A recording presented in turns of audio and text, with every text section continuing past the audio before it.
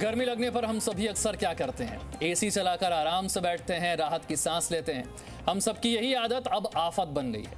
गर्मी से राहत पाने के लिए हम एसी का यूज करते हैं। एसी का ज्यादा यूज ग्लोबल वार्मिंग बढ़ा रहा है, जिससे हमारा वातावरण झुलस रहा है। और आज वर्ल्ड नेचर डे पर चलिए खुद से ये प्रॉमिस करते हैं कि जितना जरूरी होगा बस उतना ही एसी का इस्तेमाल करेंगे और अपने पर्यावरण को, वातावरण को बचाएंगे। गाजियाबाद में रहने वाली पूनम जुलाई की आखिरी तारीख में भी बारिश का इंतजार कर रही हैं और गर्मी से बचने के लिए पूरे घर में एक नहीं, दो नहीं, 3 एसी लगाए हुए हैं।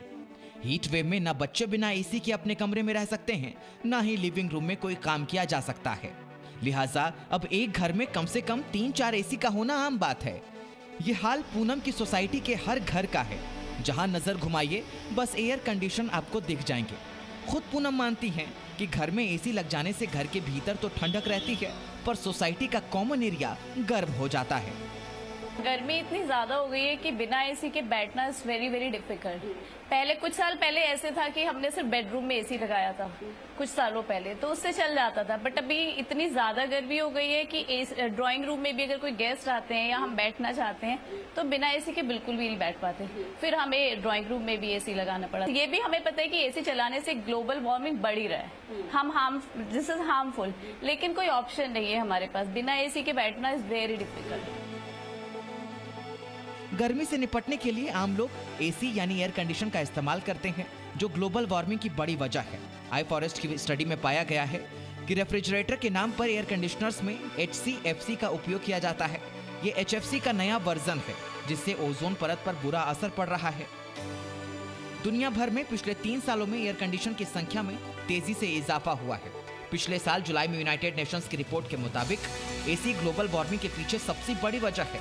क्लाइमेट चेंज की वजह से दुनिया का तापमान बढ़ रहा है। इस समय दुनिया में करीब 5.6 अरब यूनिट्स एसी चल रहे हैं, जबकि साल 2050 तक एसी की मांग में करीब 4 गुना तक इजाफा हो जाएगा और एसी यूनिट्स की संख्या 14 अरब यूनिट से भी ज्यादा हो जाएगी। भारत में एसी की खरीद में हर साल 10 से 15% का इजाफा हो रहा है। एयर कंडीशनिंग का इस्तेमाल करना चाहिए, लेकिन उस तरह के एयर कंडीशनिंग का इस्तेमाल करना चाहिए जिसको हम ग्रीन कूलिंग कहते हैं। वो एयर कंडीशनिंग जिसमें कि वातावरण और पर्यावरण पे कम से कम इम्पैक्ट हो। और ये ग्रीन कूलिंग जो है वो नई जनरेशन की टेक्नोलॉजी है, जिसमें कि जो गैस का इस्तेमाल हो रहा है उसके अंदर, वो गैस पर्यावरण के लिए अच्छा है, वो एनवायरमेंट फ्रेंडली गैसेज हैं।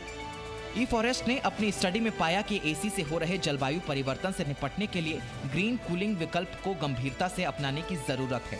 ग्रीन कूलिंग मतलब अभी एसी रेफ्रिजरेशन के लिए इस्तेमाल की जा रही HFC और HCFC गैसों की जगह हाइड्रोकार्बन जैसे प्राकृतिक गैस का इस्तेमाल करना है। भारत को ग्रीन कूलिंग के लिए नॉट इन काइंड तकनीक का इस्तेमाल करना होगा, जैसे evaporative cooling, structural cooling, solar cooling.